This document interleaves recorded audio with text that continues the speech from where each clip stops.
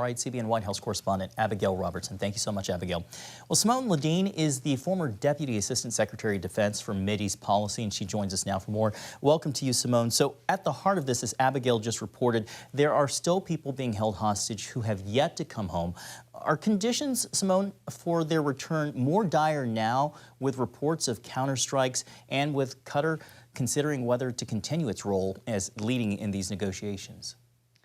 I think the important thing, yes, their situation is extremely dire. I think it's important also for us to remember that they are not being treated well. They are not being fed properly. They're not being given medication. So yes, as the more time passes, the more dire their situation is.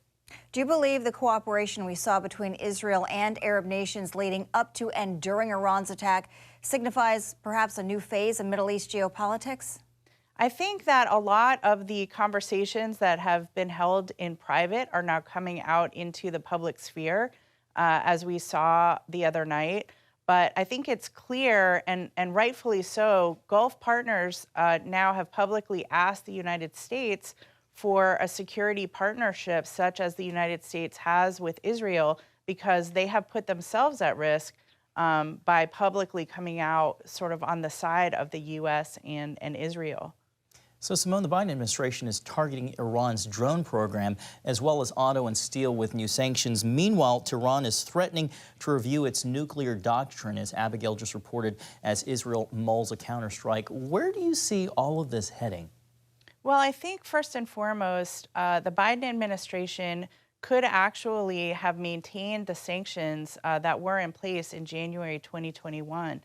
They also allowed a United Nations sanctioned against the Iranian ballistic missile program to expire during the Biden administration's term, which has been very harmful. So I think it's very important to keep that in mind as we look to the future and the potential actions that the Biden administration could take. They have put themselves on their heels, which was not necessary. Simone, Israel apparently had greenlit retaliatory strikes, but decided for whatever reason not to move forward.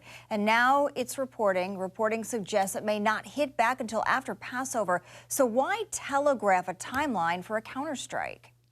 I think that's an excellent question, and it's important to remember that a lot of different messaging is telegraphed during times of conflict that may or may not actually be true. Yes, they have said that they're going to wait until after Passover, but that doesn't necessarily mean that's the case. I think it's also important to keep in mind that there are many types of actions that Israel can take. Some of them are very public in terms of missiles and rockets and drones and things that explode. But Israel has a lot of different capabilities that certainly the War Cabinet is discussing and that Israel will bring to bear as they decide how to retaliate against the Iranian attack. In just a few seconds, if you can, the Saudis reporting suggests they believe that Iran struck to sabotage the normalizing of relations between Israel and Saudi Arabia. Your thoughts on that? I'm extremely confident that that's the case, and I think we can actually trace that back to the beginning of this whole conflict, which was the October 7th attack against Israel by Iran's proxy Hamas. That kicked off this entire cycle, and that certainly was timed because, as we know, there was an announcement that was fairly imminent about Saudi normalization with Israel. And by the way, I'm still quite hopeful that that will take place. I don't think that it's killed that. It's just delayed it. All right, Simone Ledeen, thank you for your great insights. We appreciate you. Thank you. Thank you. Thanks, Simone. Well, we're learning more about Speaker Mike Johnson's decision to move forward on aid to Ukraine.